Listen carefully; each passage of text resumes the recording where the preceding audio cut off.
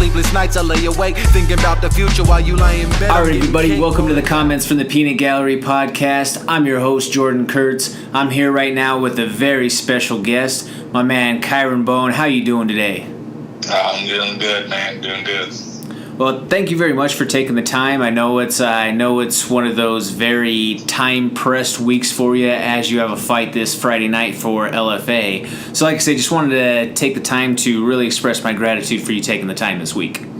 Yeah, of course, man. I appreciate your efforts for the MMA community as well, man. Oh yeah, definitely. It's just great to be somebody who brings something to the table, you know. So, Kyron, real quick, will you let the people out there listening and following along know where they can follow you so they can help keep tabs on on where your career's at and all the updates that you have going on, any sort of sponsors, all of that? Yeah, for sure, man. You can find me on Facebook at Kyron Bowen Martial Arts.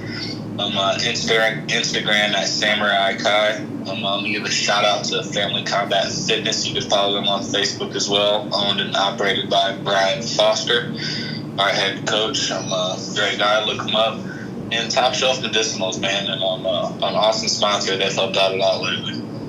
Nice, very nice. Well, shout out to you guys out there in Arkansas and to Coach Foster. I know he's got a lot of ties out here to Factory X.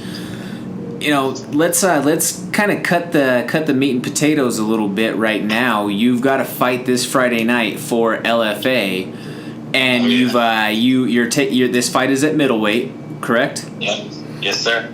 And so you've made that transition within the last couple of fights. You know, how has that really kind of helped carve the path to where you want to be? It's been nice, man. I've been comfortable. You know, I've had to stop cutting weight. You know, obviously, if the numbers make sense, I'll cut back down to 170. No, 185, I'm just comfortable, man. It's no stress on my body. I'm able to do what I do on the daily. I show up ready to fight that day for weigh-ins and for fight day. So it's comfortable. So you're not really pressed, or you're not feeling like you're juiced or anything like that. So where do you fall at overall on the size spectrum? Are you kind of on the smaller end than at middleweight? Man, you know, I'm a tall, big, long guy. You know, I'm 6'3". I walk around 185. You know, and I got some good length on me, so I'm not really outmatched really anywhere besides maybe just some freak of nature like Matt Hughes or something that cuts down from 200, but generally, man, I fit in there nice. That's understandable there. Yeah, Matt Hughes, like that. I met Matt Hughes at UFC Denver and kind of just blew me away. That was like my childhood idol, one of the biggest reasons of me becoming a fan of the sport. And, you know, he was still, even now, since the accident, was still pretty thick. But I was just surprised at how short that he was, actually. The camera definitely plays some tricks on you there. You know, like, I guess maybe it was just like the lore that I had of him as a kid, just thinking that he was this just giant, larger than life figure. Right. No, man, he's not very big. And the crazy thing is, actually, when I first started fighting amateur, it was after he left the hit squad. We used to go to his hometown of Hillsboro, Illinois, and get some working in his garage. So I could go back with him a little bit too. That's so awesome. You know, so describe that experience, you know, to know that there's been such, you know, I guess big high-profile names that have came out of the hit squad and training with that group. Everybody from your Robbie Lawlers out there to Cortez Coleman's of the world. You know, there's been some big names that have came from those circles. What was that like? Man, it was awesome, man. You forgot Brian Foster, man. He's leading his own wave right now. He's that's true. Same generation. That's obviously the same esteem I hold him as up there with the Robbie Lawler and Matt Hughes, because his knowledge is, you can tell whenever he's teaching. He's made an amazing transition from competitor, which he still does, but he's an amazing coach as well too. So he brings a lot of that experience from that hit squad straight onto the mats with us. That's awesome. You know, well, I can only imagine from his vantage point all of the guys that he's been able to, to share the mats in the cage with there, that, you know, that if he's been able to figure out a way to translate that actual experience into the coaching end of things, that's incredible. Yeah, and that's exactly what he's done, man. If anybody's told you about Brian, the one thing they told you is he's a very passionate person, and it definitely compels, and we feed off that, and it's turned me into an animal of my own. So how long have you been with him your entire career, basically? No, actually, no. I used to train up in Springfield, Illinois, my hometown, and I trained out of just a small martial arts studio, and then the kennel opened up in Springfield, Illinois, and a lot of guys after the hit squad died down came up there for training. So that's how I first kind of got into it. And then Brian just actually most of the gym down here he bought from the old kennel, and I was just in there training at the time, and we got to chatting it up. He opened his gym down here in Arkansas, asked me to come down and teach, and that weekend I was living in Arkansas. That was about 3 years ago. Okay. Time flies then, right? Oh, yeah, it does, and you're working hard, man. It's almost 10 pro fights in a matter of 2 years since I've been with him. That's a pretty crazy ride then, wouldn't you say? Yeah, man, it's just getting started, though. So kind of talk me through your journey. What's brought you to this place? How did you get started first into the mixed martial arts world? What made you want to get punched in the face for a living? I think I enjoy punching other people for a living a little more, but okay, that's fair. Yeah, I think, man, it's just growing up, I was Bruce Lee movies, man. I was a ninja every year for Halloween. Still wear my gi on Halloween now. I consider that a costume. It's just living that lifestyle, honestly. And it started off with just me and my friends. As soon as the parents left, moving the couches, getting down in the living room, and a little bit of high school wrestling. But I knew I wanted more from it, so I joined a local martial arts studio for about 2 years and got into some kempo, karate, a lot of stuff like that. I got my Shodan Ho, which is right before black belt. But as a lot of people know, it's hard to make some money off of that side of things anyway. So I got to the sport aspect and started competing and fell in love with it, man. And I won my first 4 straight, and I considered it something I could really do, and I'm sticking with it since. Sacrifice whatever it took. That's awesome. Well, you mentioned getting into Kempo or having some Kempo background. I gotta ask then, are you a big Chuck Liddell fan? Oh yeah, for sure, man. I watch actually more of his old school stuff, like his ballet judo stuff, more than anything. Yeah, because that anytime that discipline is brought up, that's the first name that gets brought up. Like he made such an impact. I feel like that's almost synonymous at this point. Yeah, I could agree with that 100%. To any martial arts fan, that's an easy correlation. Yeah, I'm pretty sure, isn't that the tattoo on his shoulder as well, as it straight up says Kempo? Yeah, I feel like I've heard that actually. I looked it up right now. I'm sure you're right. Yeah, I'm pretty positive that's actually his tattoo for that matter. But oh yeah. Did you do other sports growing up? Did you play anything else? Was it just kind of? Shoot, man, I did everything under the sun, man. Basketball started my whole career. Soccer, my whole life started the whole time. Raced BMX. I was second in the region for quite a while. Maybe not quite a while, but you're young, time flies. But maybe like a year. Yeah, I really played everything, man, and I got into wrestling. After just karate in and out as a little kid. But I did wrestling in high school. And yeah, man, I just took it to the next level off that and realized combat sports was just something I was meant to do. That's fair. When did you realize, that was something that you really wanted to truly give a shot to? Because obviously everybody kind of has that point where they want to dabble in it, but what was your kind of, aside from after rattling off a couple of wins, because you have to have some real kind of character testing moments before you even get to the point where you're making the walk, right? Oh, yeah. So where was it in the process before you actually took your first fight to where you said that, okay, well, I've trained for a little bit and now I think that I want to try to compete? What did that look like?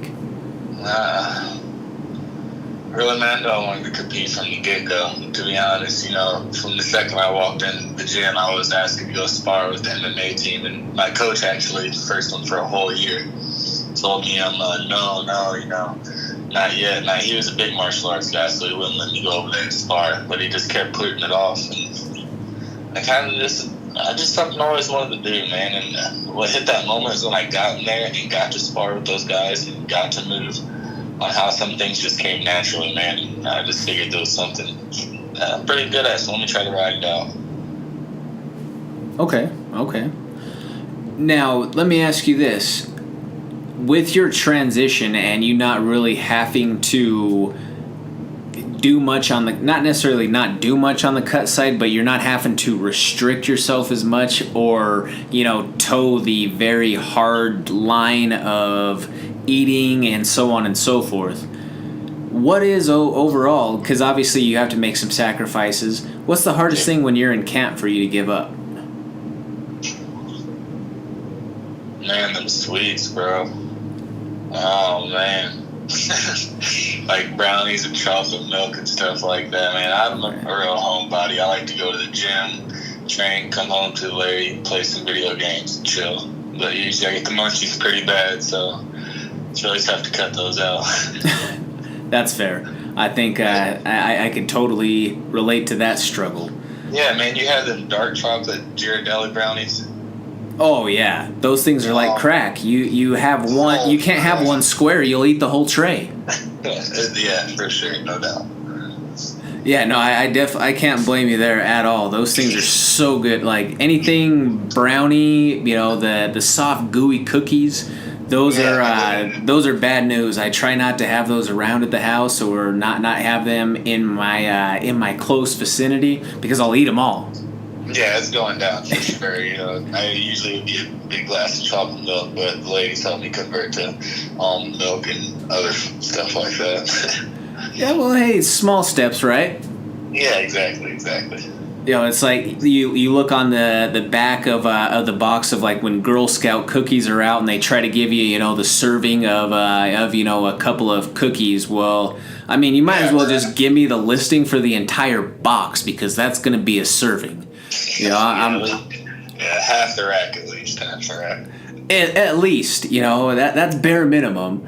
I'm gonna find myself later on at night going down the rabbit hole of YouTube and just kind of watching film, listening to a book, doing whatever that I do late at night. Exactly. And then next thing that I know, there's gonna be an entire one of those things gone. Yeah, I'd have to say giving up I'm a big foodie, man. I eat a lot. I love ribs, meat. Giving up eating that stuff on a regular basis for sure. Cleaning up. That's totally understandable there. I mean, I'm sure, especially down there in the South, being in Arkansas, you probably have some good barbecue options. Yeah, there's a barbecue store on every corner, man. It's crazy. Yeah. So I'm sure the sugary sauces don't play too well into the cuts for camp either. No, they don't. But they do good after weigh-in, so it'll be nice and right for the next day. Oh yeah, at that point it's game on. Uh-huh.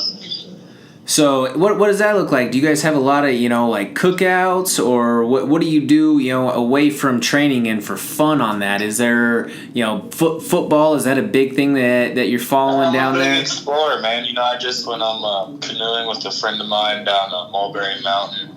I'm always outside, man, doing something, skateboarding, killing time. Just staying active, being out in the sun, living life. Oh, and of course, Xbox, yeah. You do any fishing out there or anything like that? No, not so much fishing. I more hang out with the fishers. Gotcha. Yeah, I'll go out there and hang out and boat with you for a little while, but I haven't been fishing in a minute. Just figured that I would ask. I know that there's usually some good bass fishing down around that area. Oh yeah, a lot of our teammates are big on that. Some of them even use the excuse to show up late to training sometimes. I was out fishing. Yeah, all right, dude, whatever, get your gloves on. Well, hey, I mean, fishing's kind of exhilarating, they've got a point some days, when you get that big lunker on the line and you feel that tug, it's a pretty hard feeling to walk away from. Yeah, I feel you. I'll stick to steering the boat, I guess. No, I could get that too. Just being out on the water, I don't know. There's something about it for me that I feel is just, it's peaceful. It is, man. Any part of nature, even I'm just canoeing, just watching the flow of the water. You know which way you're going to go. The water tells you. It's cool to see those things. Same with the wind or anything, just nature period. Definitely. And I can only wait for the good portions of the outdoor to come out here in Colorado. I don't know if you've seen any of the national park or weather trends or anything, but we got snow the last couple of days here in Colorado, and it's almost June. So there's that. No, that's crazy. No, hell no. You gotta move, bro.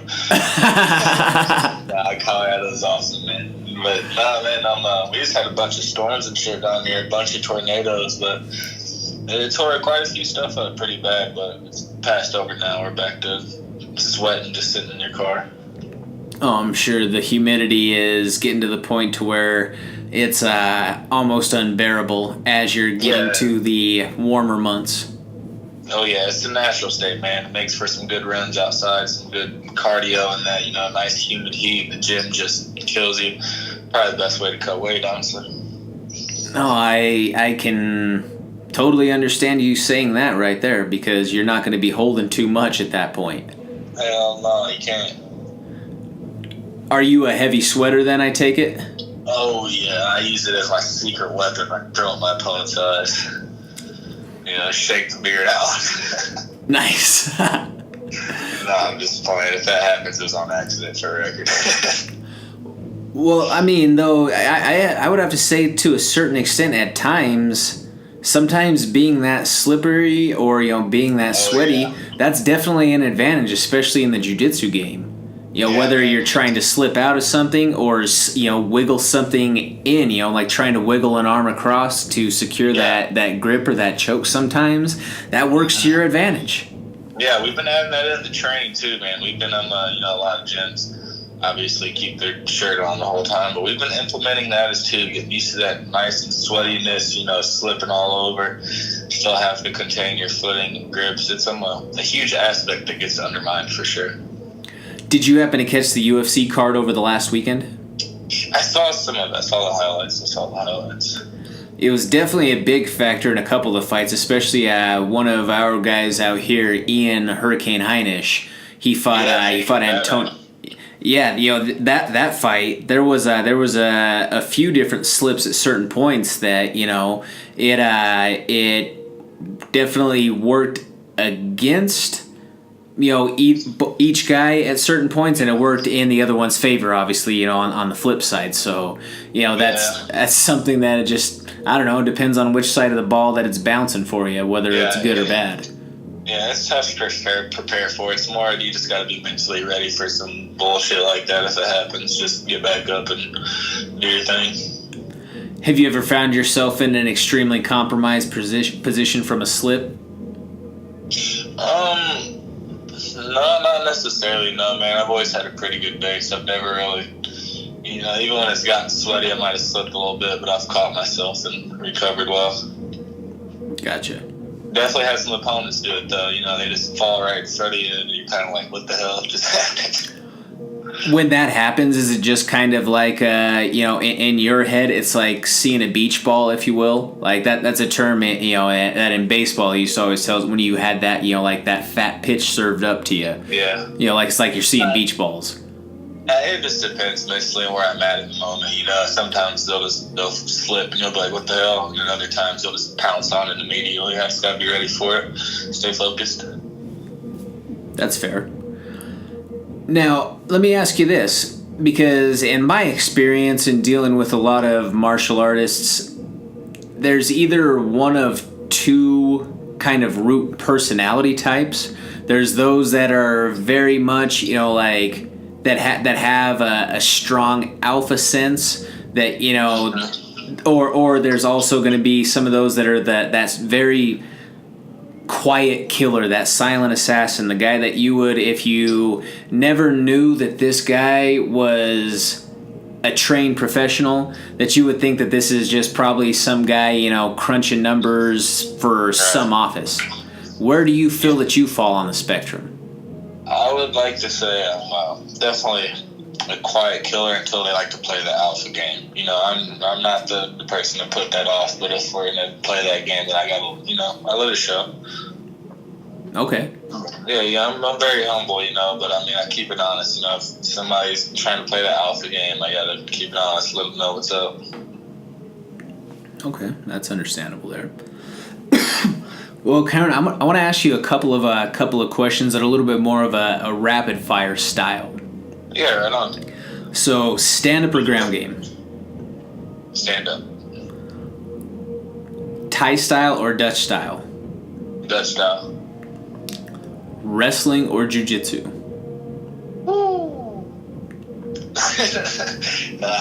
Jiu-jitsu. Jiu-jitsu, okay. Yeah. Tub cut or sauna cut? Sauna for sure. Sauna, okay. At your weight class, if you could fight anybody in the world right now, who would it be?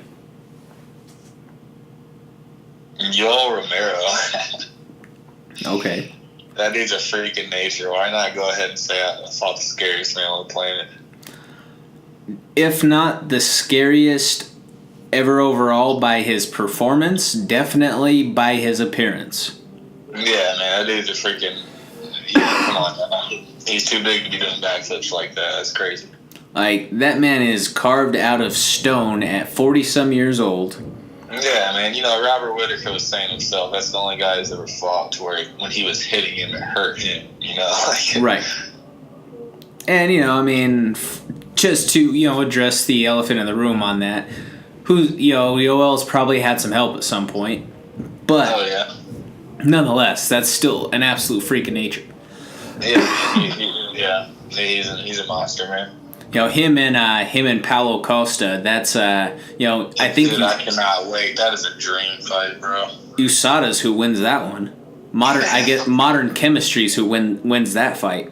Yeah, man. Didn't Costa just come off from a suspension? Yeah, and his, you know, if you're going to, I guess, call any one worse than the other, his was just for IVs, but who's to say what was in that IV bag? Yeah, straight up, man, you know. You know what I mean? Or anything else along the way, because just to look at the body, evidence. Man. Exactly.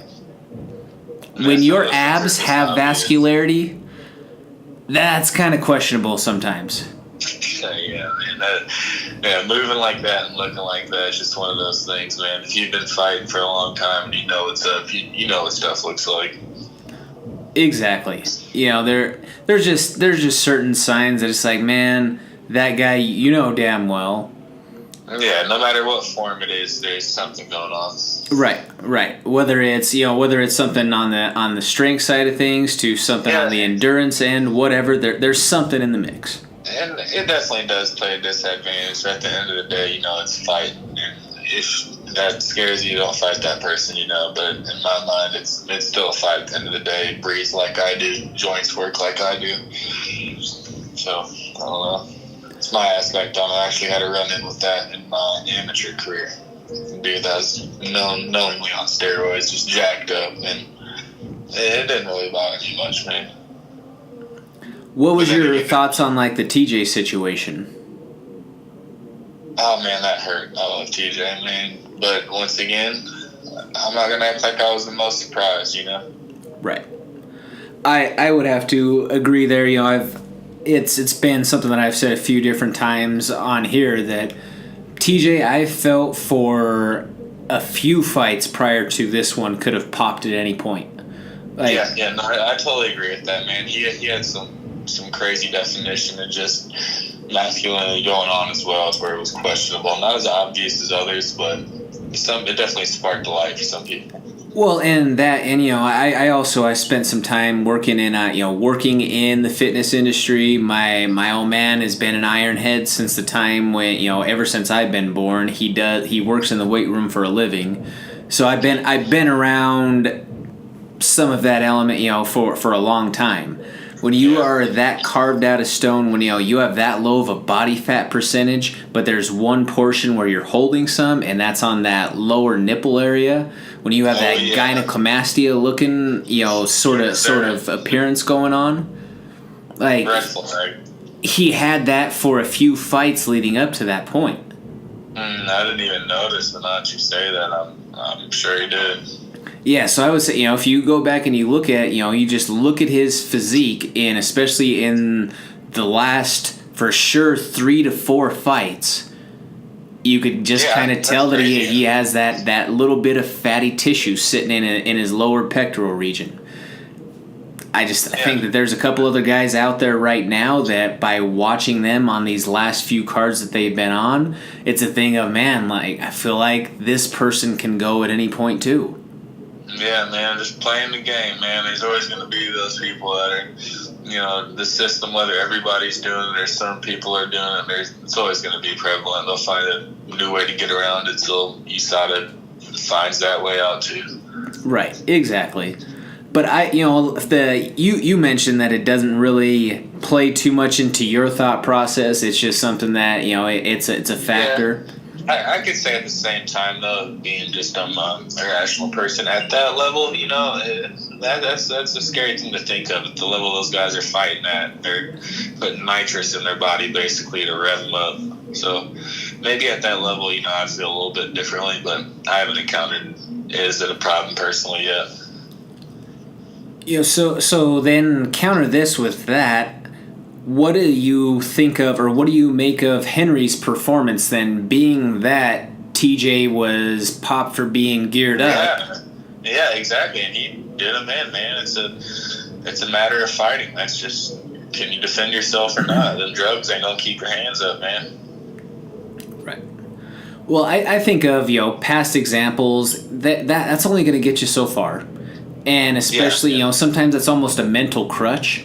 That if if you're on the minus say the very early days or like Pride era, when that's something that was not tested for or anything like that, well then that's just even playing field. That's just how it is. But once it's something that's banned and then there's penalty and whatnot, that brings into a little bit more of the psychology aspect of it. And then do you have a mental crutch that because you had that sort of insecurity and needed to do something unnatural to to compensate for whatever you felt your shortcoming was?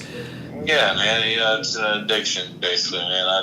I totally agree with that. You feel like you need to perform your best. Yeah, I totally agree with that. Easy to get caught up in that madness.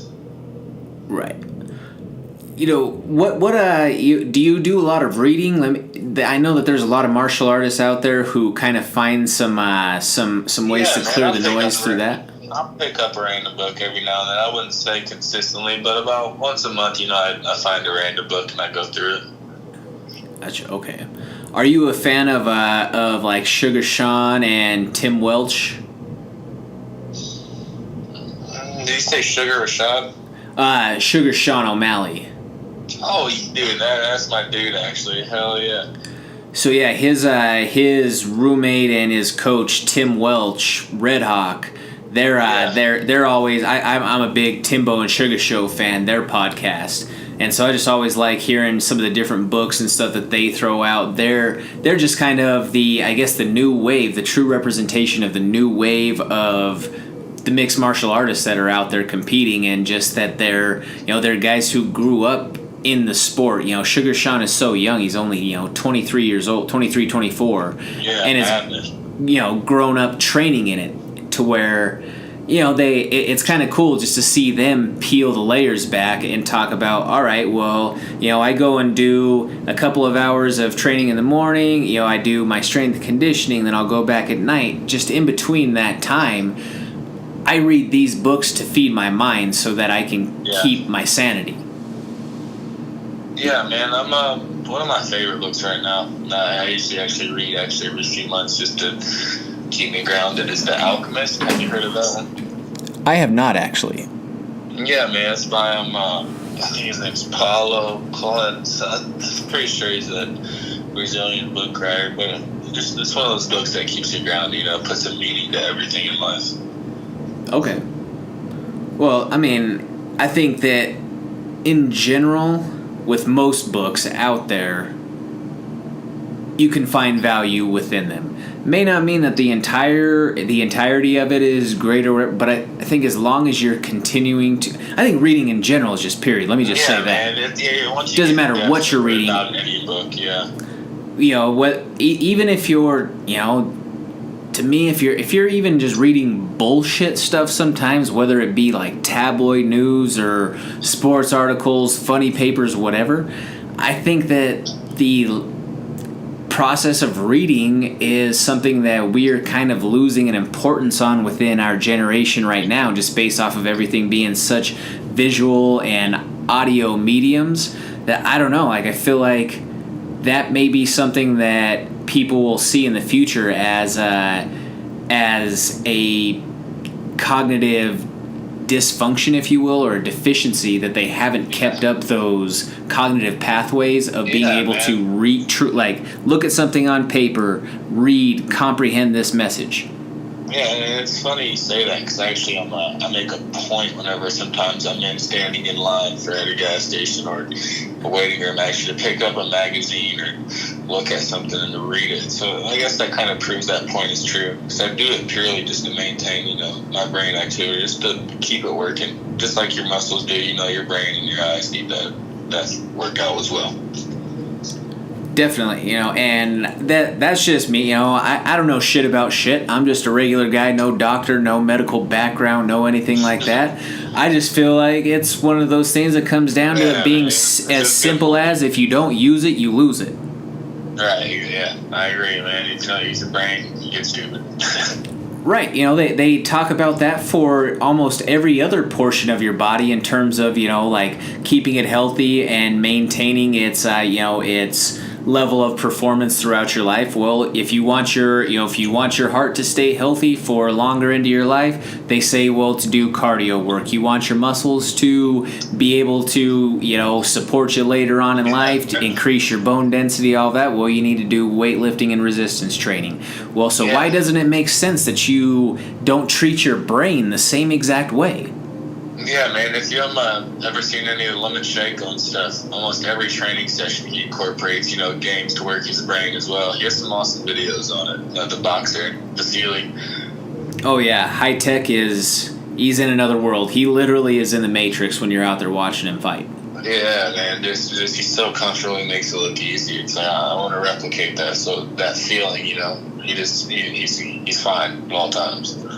Right. He just looks like, I like to call it, I pull this from Firas Zahabi's kind of philosophy or mantra, whatever, if you will, that he just looks like he's in a flow state the entire time. Yeah, man. Yeah, that's exactly it. And I try to feel that the same way, and I'm fighting it. Just that comfortability in all ranges of motion to prepare for whatever, really. His dexterity is unreal too. His ability to create angles for either side is unparalleled. Yeah, man. He moves to the right. He switches stances. He's gonna get you on every angle, man. He's ready for all options of movement that you're gonna throw at him. Yeah, definitely. Yeah, it's just a beautiful thing, that footwork. So I like watching his feet when he boxes, because he's always on the outside and back inside. He's there before you're there. It's crazy. You couldn't have said it any more perfectly there. His ability to go in and out, and just watching it really is. It's a dance. Watching him fight is like watching somebody dance. He obviously has the dance background, but it's truly, that's what it looks like. Yeah, man, your coaches always say that. You're right. He's a perfect example of that, man. He's just showing his moves. Yep, exactly. Let me ask you this. Is there anything that we haven't necessarily touched on or hit that you want to make sure that everybody out there who's following along with us gets out of you, or, knows from you?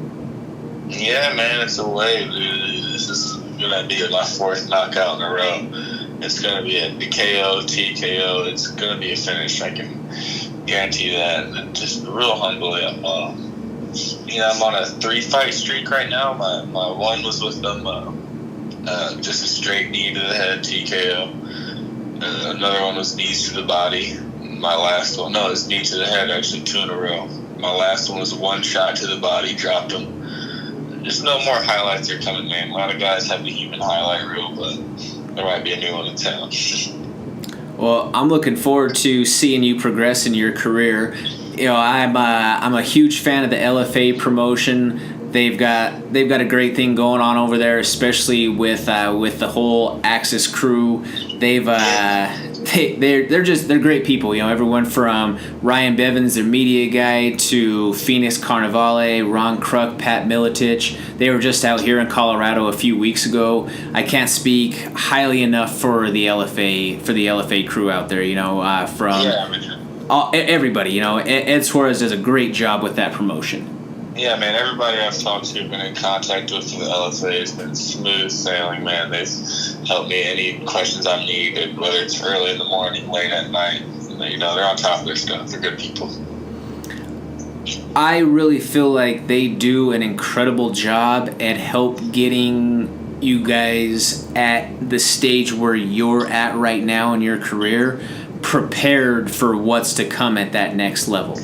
Yeah, man, that's exactly what this show is, and I appreciate that so much. This is an amazing opportunity for me to showcase that and show the world what's up.